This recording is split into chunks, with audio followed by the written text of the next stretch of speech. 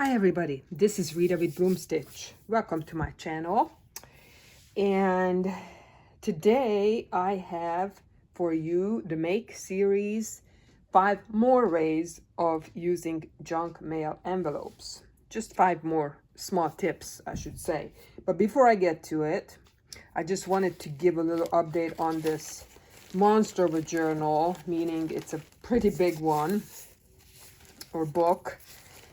Avenging Angel. This is in production. I have been working on it on and off, and I don't know when I'm gonna have it finished. I might put it aside for a little bit and come back to it. It is a lot of work. This is 2 signatures in here. Extremely grungy. I just wanted to show you a little bit of what I've done in here so far. This is the cover. These are feathers that I hand stitched. This is knitted material, and this is like lace paper I tried to make, collaging, very heavily coffee dyed, very grungy and decayish looking. And yeah, it's definitely going to be a really big one.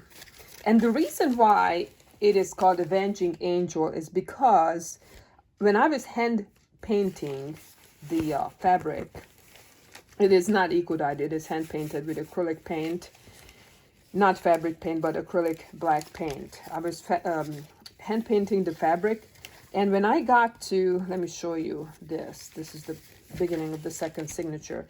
When I a couple of days after I painted these and I was collecting them to fold them up after they have dried, I noticed this just happened by accident, this image. And I don't know if you really can pick up on it or not, but to me this looks like an angel with either a sword or almost like a gun almost.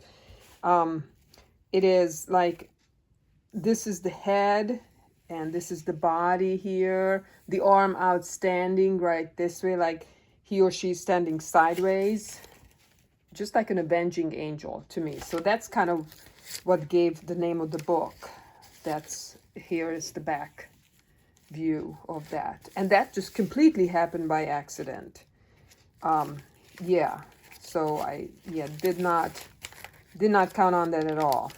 So yeah, just watch for this on my Instagram. I might show some of this progression, and I will also do videos here too. But yeah, I'm putting that aside for now and folding this up, my backdrop, and we're gonna get to today's topic, which is 5 more ways of using junk mail envelopes. So here's the first one.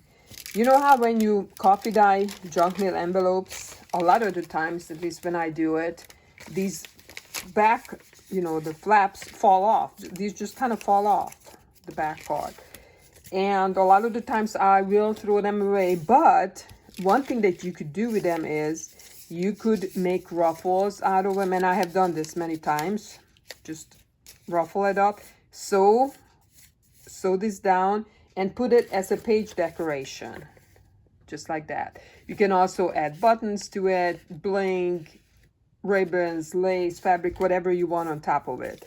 So basically you just ruffle it up, spread it out a little bit.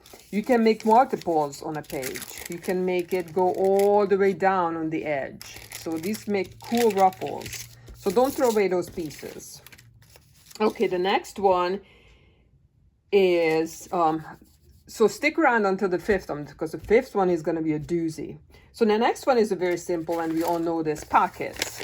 So you can use, this inside your journal. Where did I put my big journal? Okay, here. Get this back journal here. Pages, put it here as a pocket. But you could also, sometimes when I coffee dye an envelope, these will glue shut because of the water. So what do you do with an envelope that basically doesn't have a flap open? you could cut that into two, and you got two pockets that way. You will have a pocket here, you know, cut it into two, you have two pockets that you can use. So instead of one big pocket, you're gonna have two smaller pockets. So there's a lot of different ways you can manipulate that. Now, also, you could cut your, the next one is cutting it into triangles. You can make many triangles out of an envelope and put it on the corner here as a tuck spot. Just like that. It will be a tuck spot. Just glue it on, just like this, as a tuck spot. Or you could also just cut off this flap, cut that up, cut this off, and use it as a tuck spot. See how that works as a tuck spot right here in the corner? It will be just a corner tuck spot. You can actually make two tuck spots out of this flap. One and two tuck spots here. And the rest of the envelope you can still use as a big pocket. This can be still used as a big pocket. And then just cut this up and make it into, you know, one corner tuck right there. So corner tucks.